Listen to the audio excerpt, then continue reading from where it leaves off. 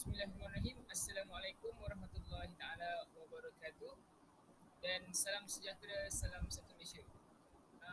Hari ini kami akan um, bincangkan tentang satu isu yang semakin hangat dibicarakan di kedai kopi dan di peringkat parlimen sekalipun, tentang isu pembelajaran secara atas talian dan isu pelaksanaan pengajaran dan pembelajaran dari rumah. Pembelajaran atas talian atau e-pembelajaran adalah suatu perkara yang tidak asing lagi sejak pandemik COVID-19 di Malaysia. Penutupan sekolah dan pusat kajian tinggi selaras dengan Perintah Kawalan Pergerakan telah memberikan cabaran baharu kepada warga pendidik dan pelajar apabila kaedah pembelajaran secara atas talian atau online dilaksanakan bagi menggantikan pembelajaran secara bersemuka. Proses penyampaian ilmu melalui platform digital seperti Google Meet, Zoom, WhatsApp maupun Telegram bukanlah semudah yang disangka kerana terdapat beberapa kekangan atau masalah yang perlu dihadapi oleh warga pendidik maupun pelajar. Dan saya akan menumurap ketiga-tiga siswa guru yang dijemput ke program Temu Ramah ini, dan mereka semua daripada IPG Kampus Datuk Razali Ismail. Dan saya akan bersama saya Nur Damian Syafiqah untuk responden yang pertama, dan saya akan menanyakan apakah isu yang besar yang sedang hangat diperkatakan pada masa ini tentang ketiadaan peranti elektronik dan sebagainya, dan apakah cabaran yang dihadapi oleh kita untuk melaksanakan pengajaran dan pembelajaran dari rumah. Silakan.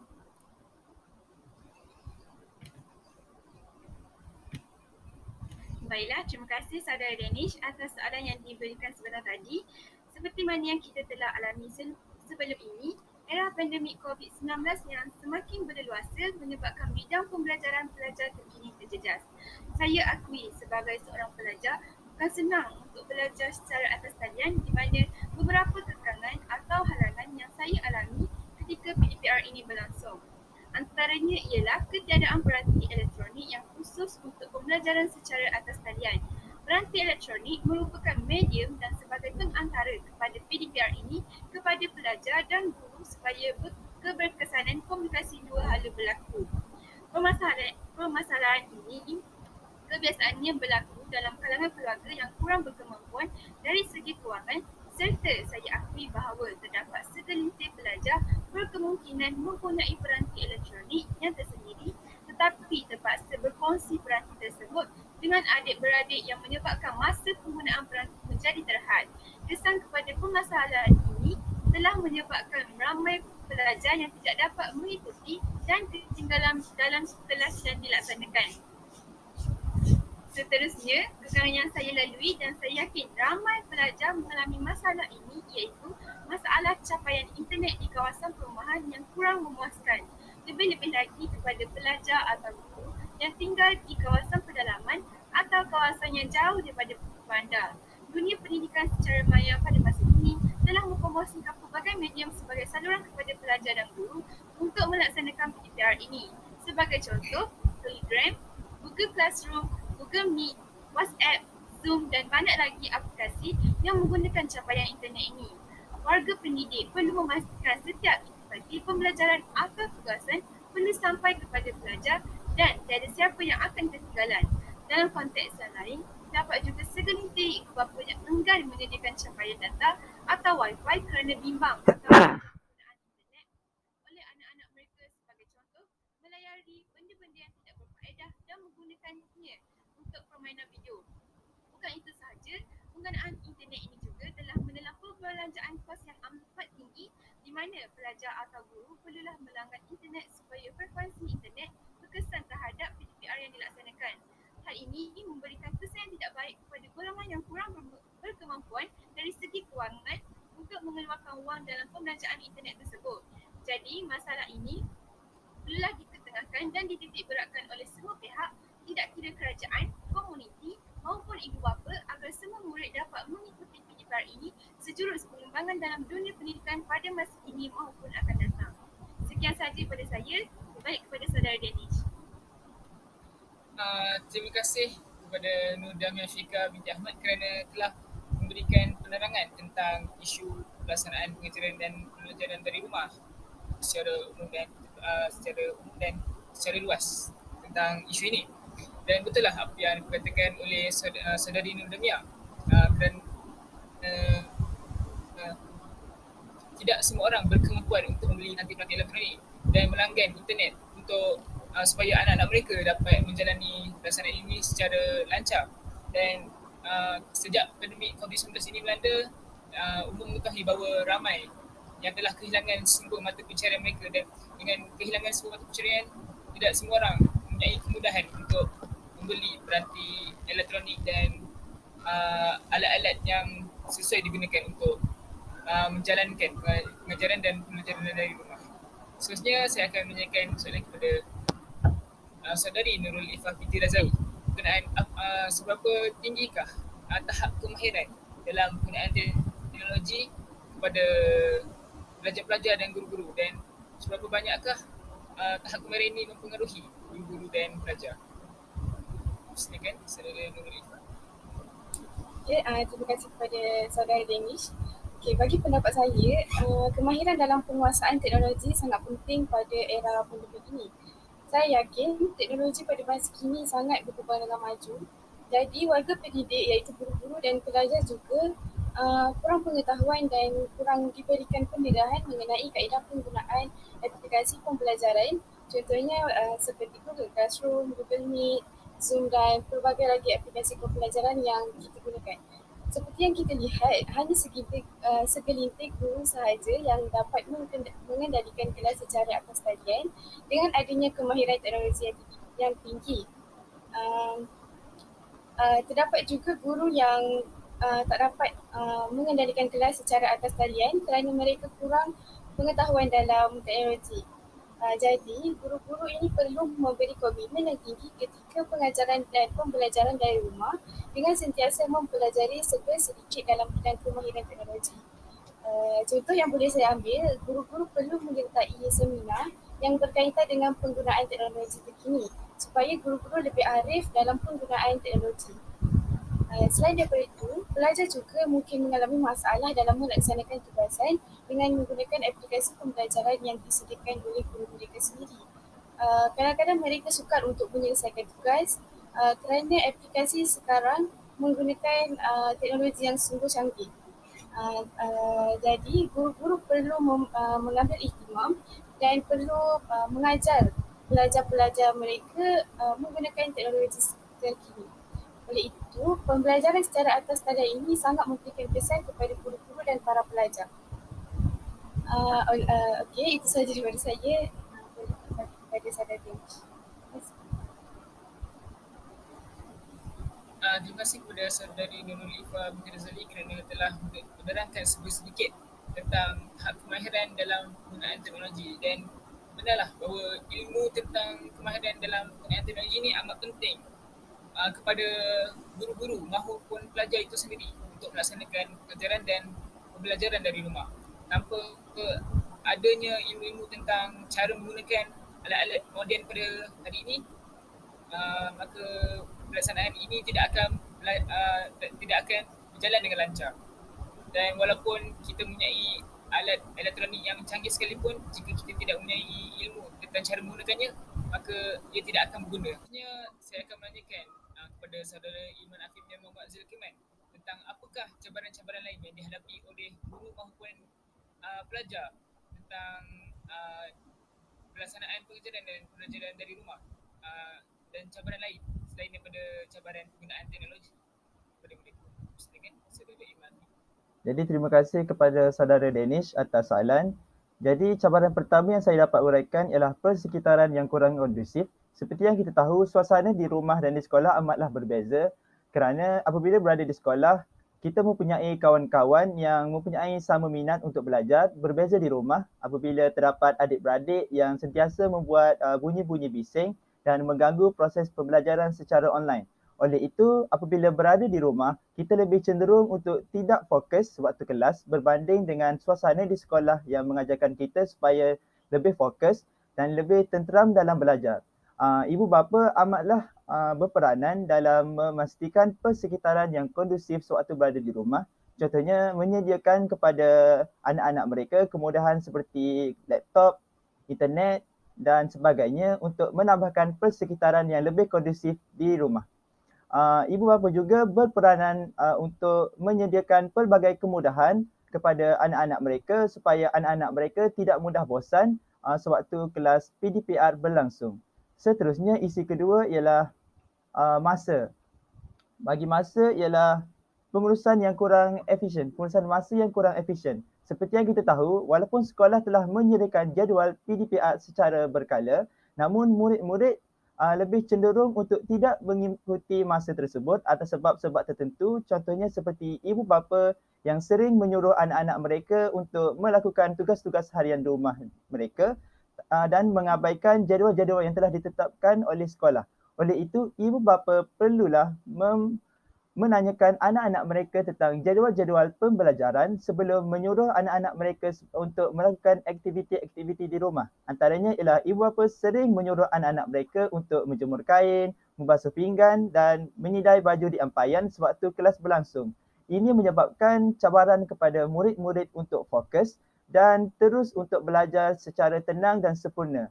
Oleh itu, peranan ibu bapa dalam memastikan persekitaran dan tidak mengganggu masa yang telah ditetapkan oleh sekolah amatlah penting supaya murid-murid dapat belajar secara bersungguh-sungguh, tenang dan dapat fokus secara sepenuhnya untuk mendapatkan keputusan yang cemerlang dan menjadi pelajar yang bijak dalam menguruskan masa dan selesa dalam pembelajaran secara PDPR. Jadi itu sahaja daripada saya. Sekian, terima kasih. Kembali kepada saudara Danish.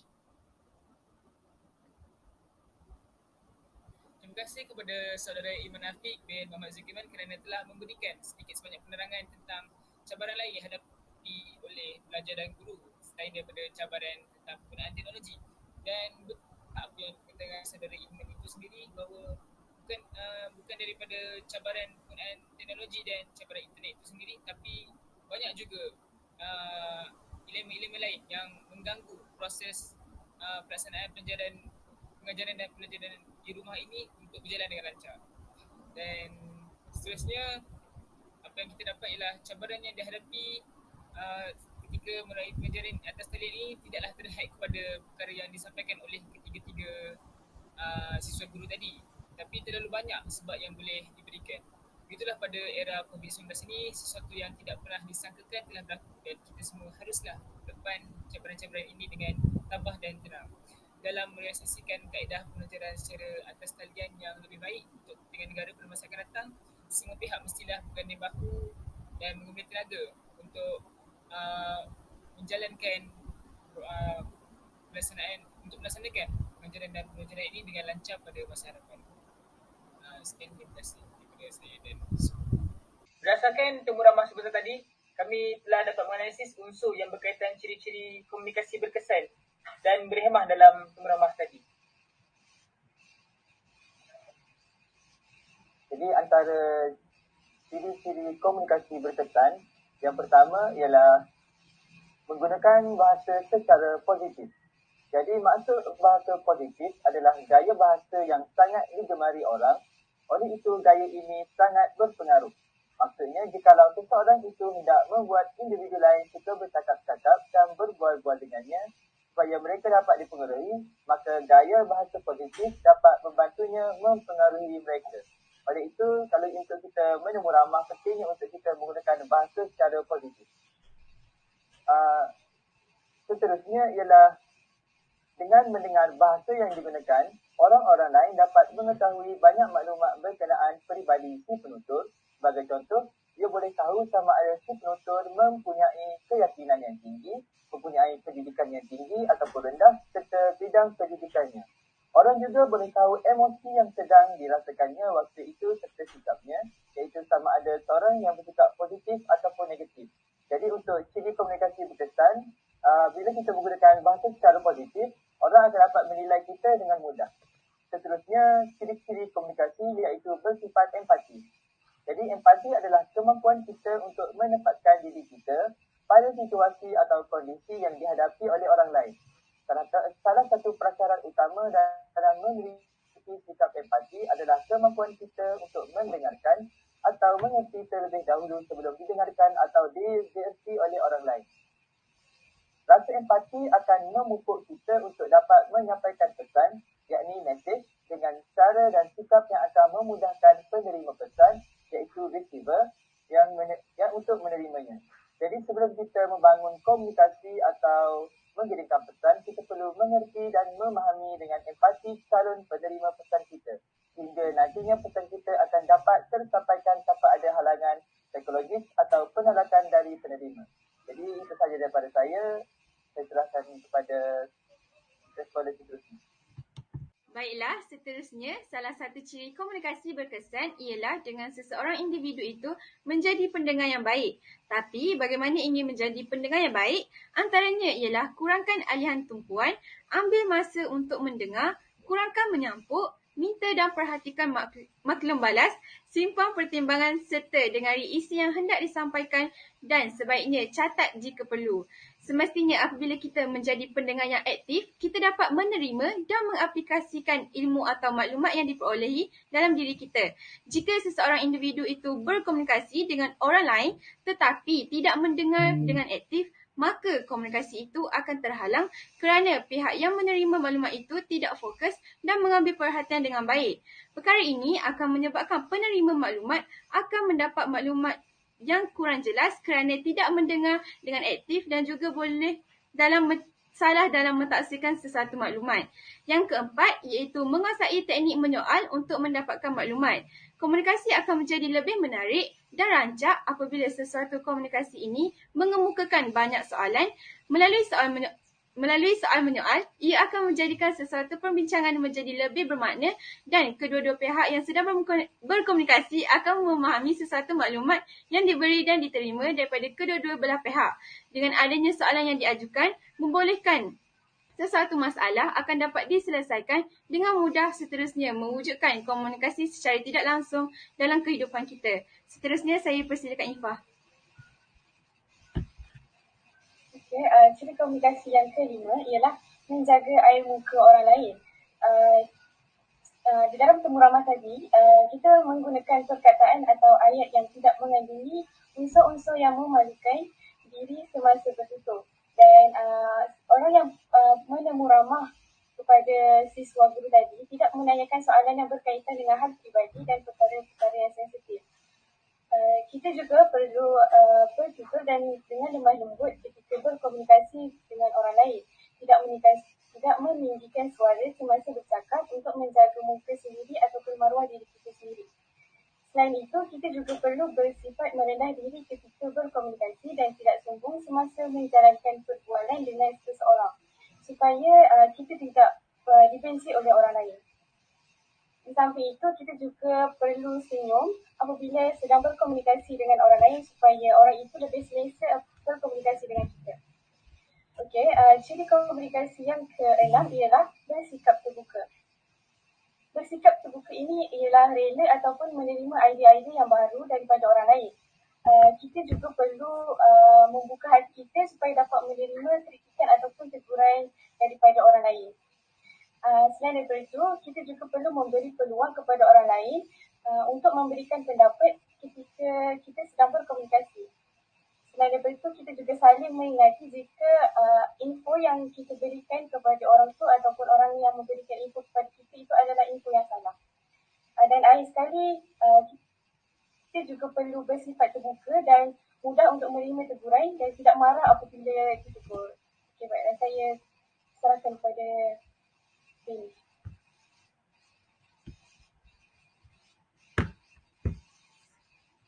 Dan ciri komunikasi berkesan yang terakhir ialah bahasa tubuh yang berkesan. Bahasa tubuh yang baik dapat menunjukkan bahawa anda memiliki kecekapan, daya pikat dan suasana hati yang positif. Sebagai contoh, jika kita sering tersenyum, kita akan rasa lebih bahagia. Dan jika kita duduk dengan tegak, kita akan merasakan lebih bertenaga. Dan jika kita melambatkan gerakan atau tidak terburu-buru, kita akan merasa lebih tenang. Antara ciri-ciri bahasa tubuh yang berkesan ialah kita tidak silangkan kaki dan tangan kita, dan kita juga melakukan kontak mata dan bukan menatapnya. Buatlah jarak antara kedua kaki. Dengan maksudnya kaki kita tidak rapat, dan santaikan bahu kita dan mengangguk ketika lawan bicara anda sedang berbicara. Dan yang terakhir ialah senyum atau tertawa. dan supaya lawan bicara tidak rasa pelik atau janggal. Sekian daripada kumpulan kami tentang ciri-ciri komunikasi yang berkesan dan terima kasih.